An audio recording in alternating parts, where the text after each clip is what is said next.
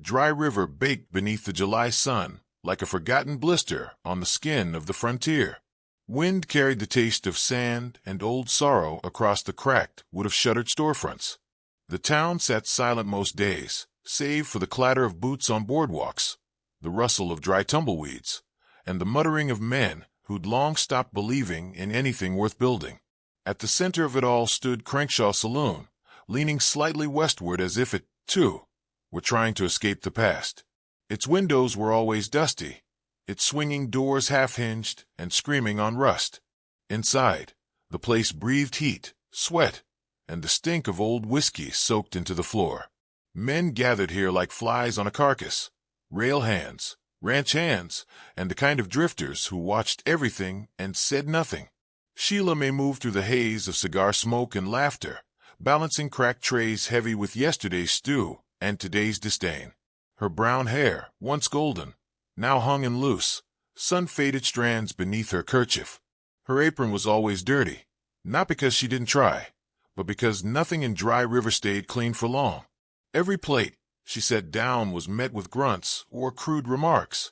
"Here comes the leftover girl." One man snickered as she passed. "Careful, she might serve you what the rats rejected." Sheila didn't flinch. She hadn't flinched in 5 years. It was 5 years ago that the world went quiet. Her husband, Luke May, had been the kind of man who brought shade to scorched earth, gentle, respected, the owner of a tidy cattle ranch just east of the Canyon Pass. They said he died quick when the burnt vultures rode through, though quick didn't mean painless. The gang had gutted ranches all through Dry River's outskirts, leaving bodies cooling in the dust and women staring at doorways that would never open again. The town had mourned for a day. Then it had moved on, eyes forward, like nothing had ever been warm. No one offered Sheila a hand. Jed Crankshaw offered her a job instead. She wiped down splintered tables with a damp cloth that smelled of mildew. Jed stood behind the bar, heavy-bellied and always watching her like he was keeping count of every breath she took. He'd remind her every payday that she cost more than she brought in.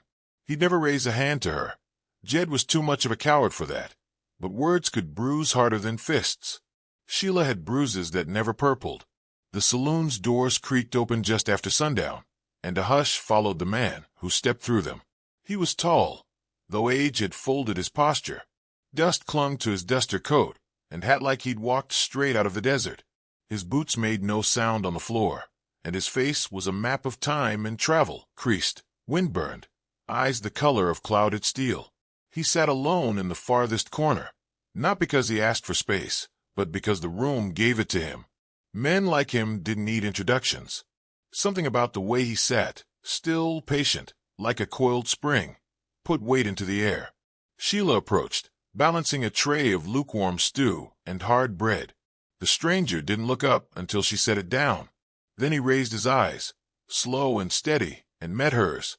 For a second, she forgot where she was. He nodded once, as if thanking her for more than just the food, and picked up his spoon. Sheila turned away before Jed could notice her pause. The next few nights, he came back. Always the same table, always the same silence, and always watching, not rudely, but with the kind of gaze that said he saw more than the surface. He didn't drink much. He didn't gamble. He didn't speak unless spoken to. And even then, his answers were short, edged with something sharp beneath calm waters. By the 5th night, he called her name. "Miss Sheila." She stopped mid-step, tray in hand. Only Jed and the jeering locals ever called her by name, and it never sounded this gentle. "I heard the burnt vultures were sniffing around the trail roads east of Canyon Hollow," he said, voice low, rough like stone. "That true?" She stared at him. Most folk ignored whispers like that. Pretending the gang had vanished made it easier to sleep. "That's what the whispers say," she replied. He nodded. "And the sheriff?" "Drunk. Most days. Can't shoot straight when he's sober, either." The man's lips curled, not quite a smile, but something that remembered how to be one. That night, as the saloon emptied and the sky turned black, Sheila caught the stranger walking behind the building. She followed without knowing why. He was sitting on a crate, cleaning a revolver with slow precision. A second pistol lay beside him, and beside that, an old leather satchel. "You used to wear a badge?" she asked, standing in the shadow of the door. "No," he said, "but I used to know men who did. Most of 'em are gone now." "What's your name?" "Tom." "That all?" "It's enough for now." They stood in silence, the cicadas filling the gap between questions unasked and answers unwelcome. Finally, he looked up.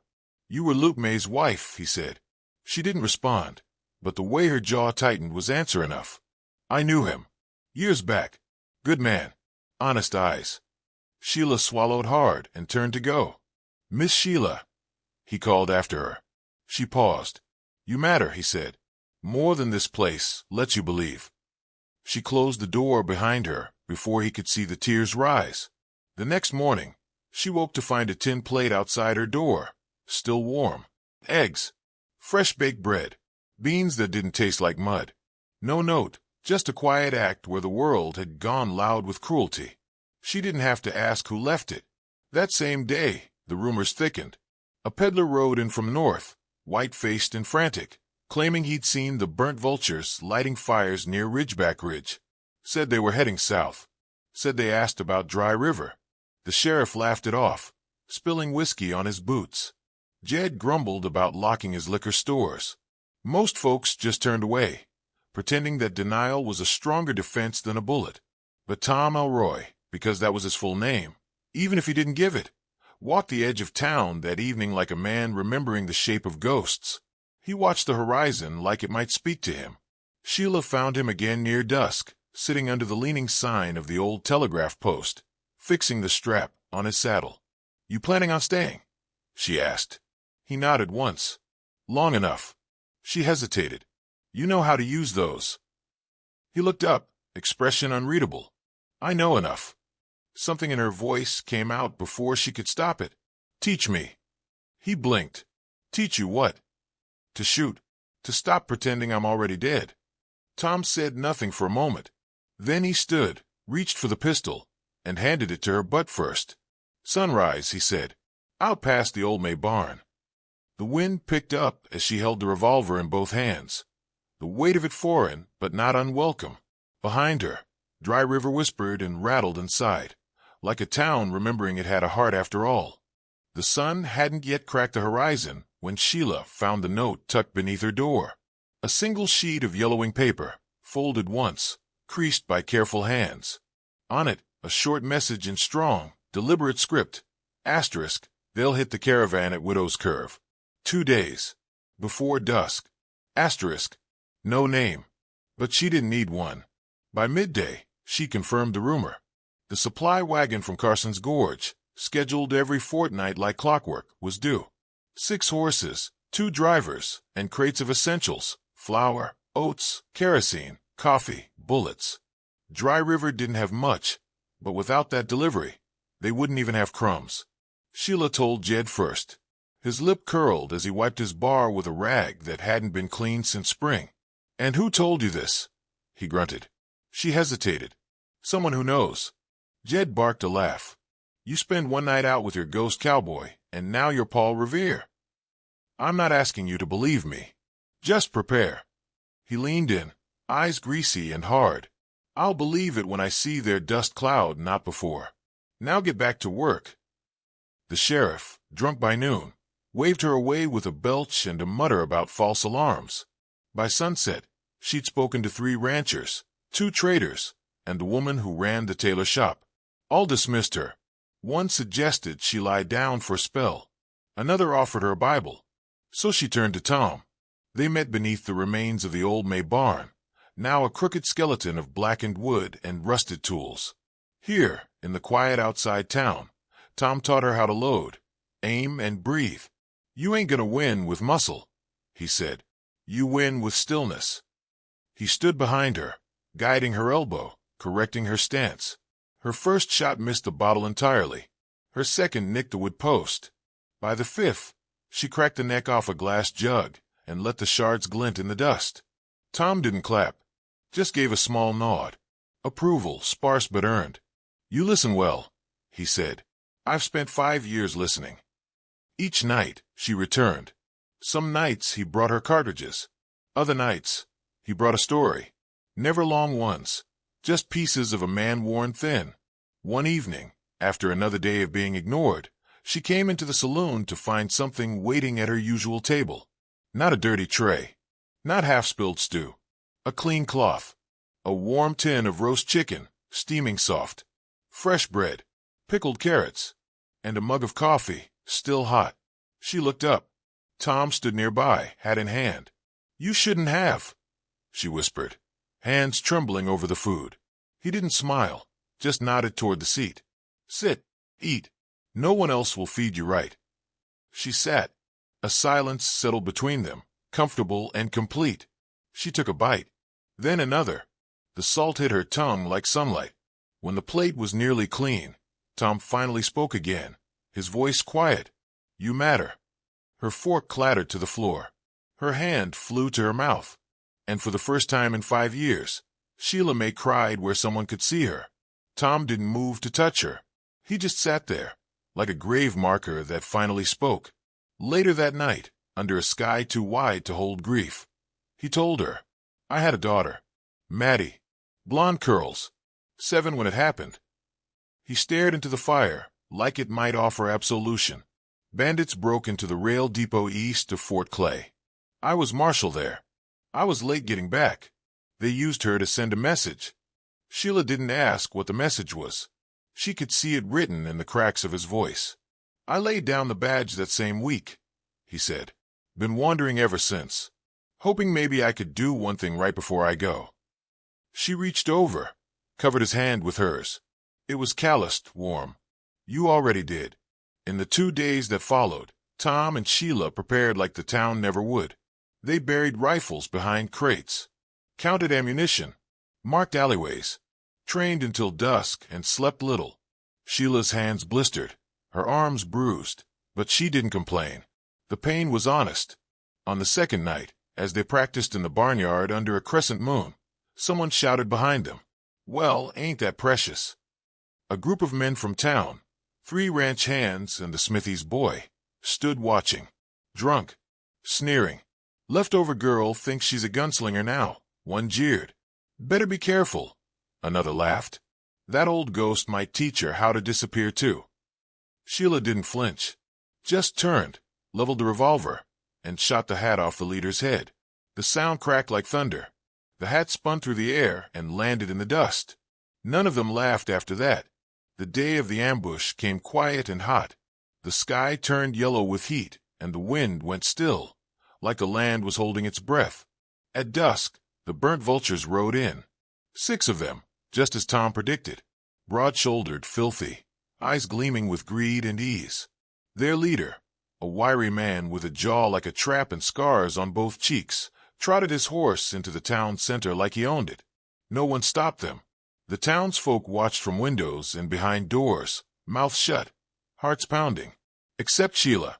She stood in the street, revolver on her hip, hands steady, eyes forward. She wore no hat, no kerchief, just herself, and a spine made of iron. The gang laughed at the sight. "You come to surrender, sweetheart," the leader sneered. "No," she said. "I came to end it." The first shot echoed through Dry River with the force of a thunderclap, and Sheila didn't miss. The third man to die never even saw her. Sheila May stood still in the golden dust of Dry River's Main Street, revolver firm in her hand, breath steady in her chest. Around her, the heat shimmered, the buildings held their breath, and the world spun slower for just a moment. The man she'd shot crumpled like dropped cloth, his gun still in its holster. The other outlaws shouted, cursed, scattered into motion, but not her. She didn't flinch. She didn't blink. Then the air cracked with more gunfire, sharp and clean. Tom Elroy stepped out from the alley, his long duster flaring with the breeze like wings of a hawk.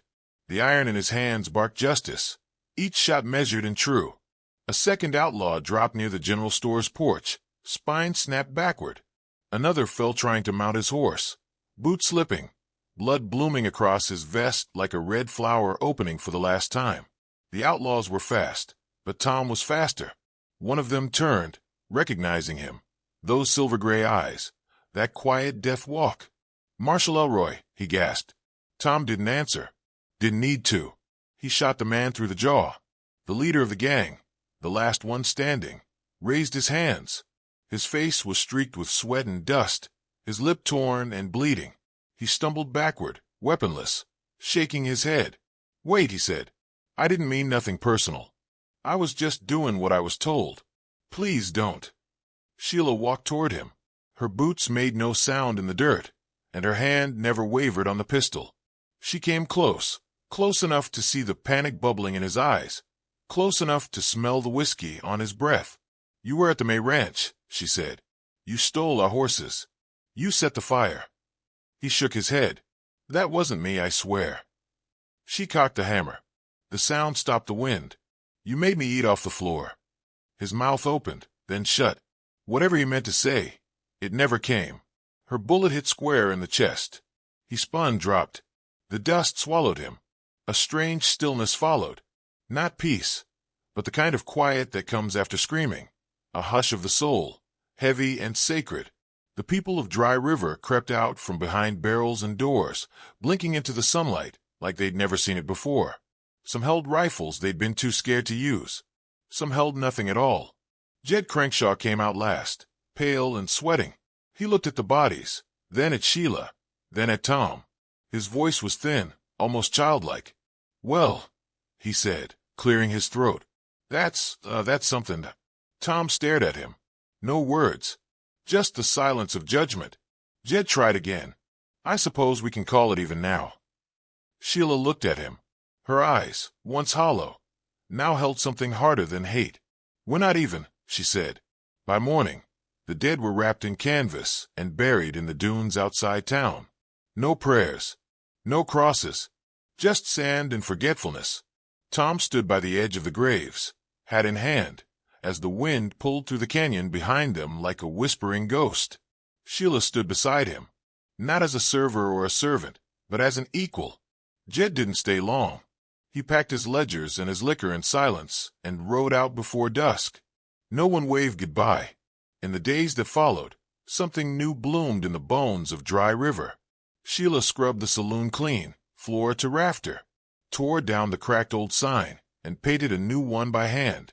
The warm table, it read, not in gold or flourishes, but in solid, kind letters that didn't pretend to be more than they were. She replaced the crooked tables, rehung the doors, cooked from scratch. When the doors reopened, there were no more dirty trays. No food save for the favored. No back rooms for the rich. Everyone sat together, shoulder to shoulder, and everyone ate the same. No one laughed when she passed by anymore. They listened when she spoke. Tom stayed 1 week longer, long enough to help mend the broken boards, fix the crooked porch, hammer the old piano into tune. He never said much, but every morning there was a hot meal waiting for Sheila at the bar. A clean plate, a folded napkin, strong coffee. One morning, he was gone. No goodbye. Just a note carved into the back of the bar with the tip of a knife. "You mattered." Years passed. Dust still blew through Dry River, and some winters came harder than others, but the saloon never closed. Travelers heard of it. Riders came hungry and left filled with more than just stew. People still asked about the woman who stood her ground, about the man who shot like the wind and vanished like a myth. And in the glow of the lanterns, on quiet nights when the fire was low and the stars sat heavy in the sky, the folks of Dry River would speak in low tones, with reverence and a touch of awe, of the quiet woman who remembered who she was, and the man who reminded her. In the town of Dry River, they still speak of the quiet woman and the man who made her believe she mattered, just in time to remind them all who they were meant to be.